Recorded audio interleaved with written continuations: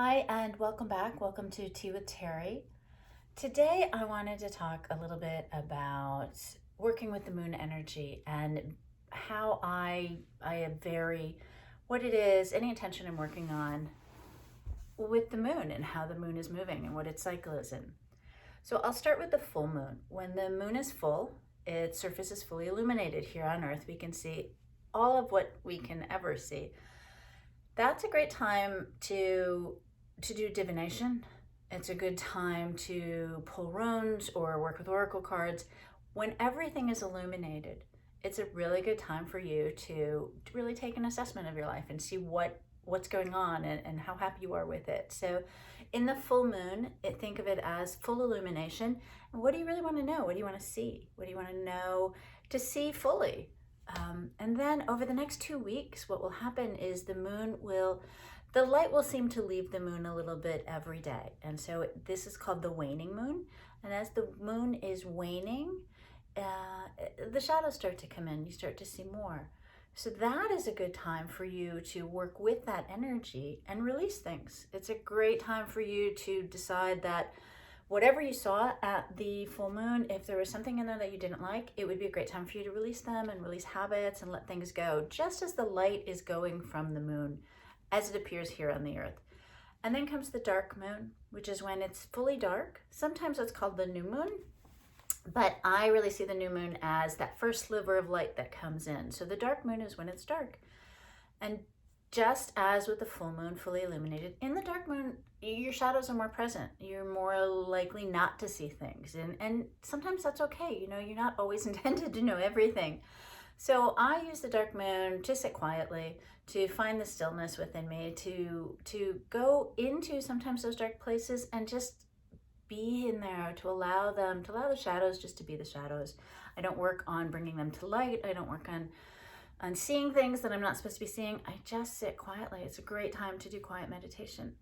And then as over the next 2 weeks, then the light is going to seem to be returning. It's going to seem to be growing bigger.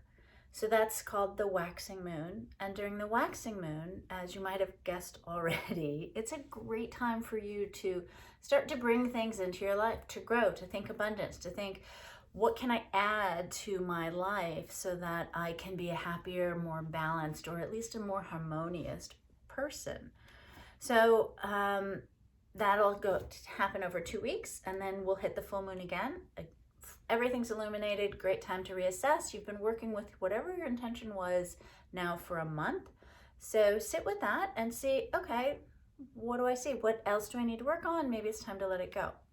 So to give you a really practical example of how I do this, I'm going to talk about changing my eating habits, about losing weight, and how I would do that with the energy of the moon. So again, let's start at the full moon. At the full moon, I would really take an assessment. I'd look at everything around me. I'd feel into my body to feel, how do I feel? Am I comfortable? Am I feeling good? Am I feeling healthy? Or am I feeling not so great? I would stand in front of the mirror and really look at myself and say, okay, I love you, body, but we don't need so much there. I would take a full assessment and see everything that I can about why this thought even came up, that I might need to lose weight or choose a healthier lifestyle. So that assessment would happen at the full moon. And then over the next 2 weeks, as the moon is waning, I would work on giving things up and letting things go. Letting go of sugar, letting go of carbs, letting go of those, any junk food that might be in my diet. But I'd also let go of things on the emotional and mental level. So I would work on letting go of judgments around my body, judgments around whether or not I think I can do this. Can I actually accomplish losing weight? Can I finally get to where I want to be and where I'm comfortable? So losing judgments, losing shame, letting all that go, knowing that you're working toward a goal and you don't need that. It's not helping you.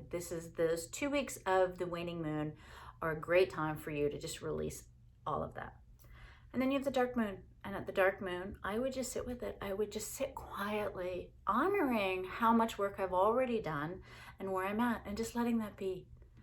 And then as the the moon starts to grow again, and when we're in the waxing moon phase, that's when I work on bringing new habits in. That's when I work on starting an exercise routine or stepping up my exercise routine. That's when I work on filling my refrigerator or my pantry with really healthy options that I know I'll eat. That is when I work on telling myself, you're amazing, you're beautiful, this is great, you're doing it, and really building up anything that I need to help me accomplish this goal.